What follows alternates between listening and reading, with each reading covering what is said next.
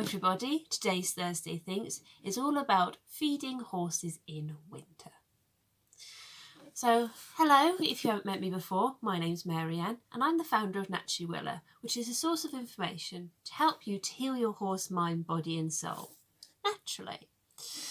So Thursday Things are all about things that are just on my mind or things that I'm coming across, and I just want to have a natter about it, to be honest. So listen to my ramblings. Here we go. So I'm finding, well, I've got the Major. The Major is 29. No, 28. I always seem to age enough, and I don't know why. He's 28. Will have had him 7 years as of tomorrow. So it's going to be a lovely celebration for him, bless him. So he's 28 years old, so he has bucket feed throughout the year. He is a Belgian warm blood and dainty. You know, he's got a little bit of draft in there somewhere, but he's has trouble keeping weight on him. Now that's partly because of his breeding, because he's got bad conformation of his teeth in his mouth, and his digestive system is just hell. So he is constantly on bucket feed, and I'm not really changing that throughout the year because it seems to suit him. It keeps his digestion happy. But for my other horses, so we've got Egypt, Midnight, Pagan and Spring, their feed does drastically change. Now obviously this year we've had Egypt on some bucket feed anyway, just to help his digestion to be neutral, to give it a little bit of assistance so that his body recovers better from the allergies that he's been having and the lung issues. If you want to know more about that, check out previous Thursday Thinks. There's plenty on the YouTube channel or here on Facebook. So he's been having bucket feed as well, which means I've also been making sure he's got great nutrition, rounding off with great minerals and just gut-friendly material just to help him as much as I can. So he doesn't usually have a bucket feed, and because of how I'm going to manage him over the winter, he will be having bucket feed, but as I say, he doesn't usually. Now I'll talk a bit more about him and my plans for him in another Thursday Thinks, probably in the new year, so make sure that you're subscribe to the YouTube channel if you want to keep an eye on us on there, or obviously make sure that you're connected with us on Facebook, either in the Facebook page or the Facebook group, where I'll be keeping you updated on how my man does. So my main focus of this probably is on my three girls. So that is Midnight, Pagan and Little Spring. Little Spring is the miniature Shetland. Midnight is my older of the two blackies, and Pagan is my youngster blackie. I call them blackies because they are black except for white bits on their faces or the odd bits on their body. So yeah, that's why I call them blackies. So overall, during the summer months, they don't have any feed. They don't need it. There's plenty of hedgerows for them to nibble on to get various nutritional bits for them, especially in springtime. I'm really a fan of hedgerows and the amount of nutrition that they pull up through the soil to really benefit my herd. So they don't have a bucket feed at all during the summer months, and I find that suits them. The minute I start giving out scoops and stuff like that of feed during the summer months, they go poof, and I don't need chunky. I got chunky cobs and I'm fine with that, but I don't need fat cobs. It's just not good for their health. And let's face it, Midnight, bless her, has voluntarily lost weight over the past, God, how many years have I had her now? It's got to be about 3 years that I've had Midnight. So when I first had her, she ate everything in sight because she was in starvation mentality of, I've got to eat it, else I won't have anything to eat. So I've always made sure that while she's been with me, she has always known that there's always food available for her. And she has now lost that starvation mentality, which means that she has, in herself, reduced her own weight. And now she's at a quite healthy shape. So I don't weigh them. I probably should get the tape measure out and just weigh her and check her weight. But I only usually do that when I have to worm. and I only worm when the major's got a high egg count, because he gets an egg count every month. I'm subscribed to the Westgate Labs. He's got a subscription with them, so they send me out various tests to do through the entire year. So if he has a high egg count, I know that everybody needs doing, but if he's fine, then I know everybody else is fine. So yeah, so I don't weigh her, but I probably should. But just from looking at her, I know that she's lost weight voluntarily, and I'm happy with that, and she's happy with that. I haven't had to make her diet, which means that she's been sorting out herself mentally and reassuring herself as she's gone along that she's always going to have food, and that's okay.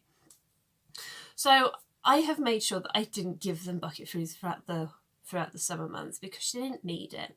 Whereas we're going into the winter months now, and the hedgerows, there's not really anything there. It's mostly just like branches and twigs and stuff like that, which obviously isn't nutritious for them. And they've now started on the hay that I brought over the summer months when the hay was being cut. So I have 3 sources of hay. The majority comes from my own field, which I'm really, really lucky for. I'm really, really proud of. And the stuff that's come off this year has been absolutely gorgeous. I love the smell of it. I just stuff my face in and go, oh yeah. But that's just me. And actually it has reassured me that the work that I did in the fields over the last year has really benefited it. So it's something I can take forward going on, because we've only really been cutting our own hay for the past 3-4 years now. So it's something that we're still new to, something that we're working on, and something that we're learning about, which is absolutely amazing. So my other 2 sources of hay, one is a wrapped hay, which I found a couple of years ago, which is really, really interesting, and it seems to lock in a lot of the nutrients, but it also locks in some of the sugars, which isn't entirely the best thing. But I know that I can feed it to them through the worst weather, and it helps them, which is really, really great. But I know that by the time I get to spring, I best have used it all up now, so it's not the greatest thing for them because it's got too much of everything in it.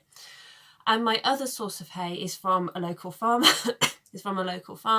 And his land is a good few miles away, which is really, really beneficial, because you want your hay from different locations, so you've got different nutritional profiles. Obviously our land is mostly wetland because we're on a heath, so the nutrition is different to, say, the local farmer that he's got his land miles away, because he's on a hill, which means it's totally different, and it's got different soils because it's totally different locations. So it's really, really interesting. Now, I would absolutely love to be testing my hay, but I'm not sure how to go about it, because obviously if you test a single bale of hay to see what its nutritional profile is, if it's not your own hay, you don't know exactly where it's been grown from. You don't know if it's just from that, if all your bales are from the same field. So then do you test several bales, which obviously increases the amount of cost to you? Or what if the bale that you test is the only one from that single field and all the rest of them are from several other fields? So I'm trying to figure out the best way to go about it. And obviously, if I've got my wrapped hay, it means I'd have to open them to test them. And at the moment I've only got 6, because they are really, really big round bales.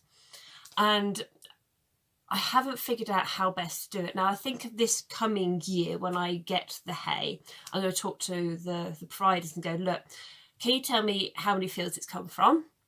If it's just come from one field, great, I know what I'm testing. But if it come from several, can you give me an indication of which ones are together? Might be a bit to ask, but, you know, it'd be helpful for me. So I am looking into getting the nutritional profiles of the hays tested, but I'm also very, very conscious of which bale am I going to test. Now, the idea of testing your hay is to find out what the nutritional profile is, so you know what's lacking in your horse's diet. Now, with having the major and him on a bucket feed constantly, he's my main concern. And in finding that he's constantly on that food, on that bucket feed with the same nutrition throughout, he seems to be quite level, which means that I've hopefully got it right for him. But I've got a little bit concerned with my girls, because Obviously, I've got Midnight, who's an older girl who needs different nutrition to, say, Spring and Pagan, who, again, need different nutrition because they're still growing, whereas she just needs maintenance. And her maintenance is different because if I get the nutritional profile right for her, it creates an inner sense of peace for her. Now, if you've watched some of my Thursday Thinks before, you know that Midnight is an unconfident introvert personality. So for her to feel comfortable and confident, she has to feel right in herself. And getting the nutritional profile right for her, getting the right things into her, it truly, really benefits her. And I can tell a difference in when I'm asking her to do things, when we're doing little activities, little games, little tiny things, just to make sure our connection is there, and that if I ever need her to do anything in an emergency situation, that she'll trust me. And I've noticed that when I get it right, the nutrition into her, she's so much more confident, she's so much more happy. And it actually translates to us as well. When we've had a great meal that's not like McDonald's or, something that's really, really not that great for us, when we've actually had something that's really, really good for us, really nutritious, we're a bit more, I can do life, I can do this. So I feel it translates to our horses as well. So for her, I need to get it right for her sense of security and a sense of self.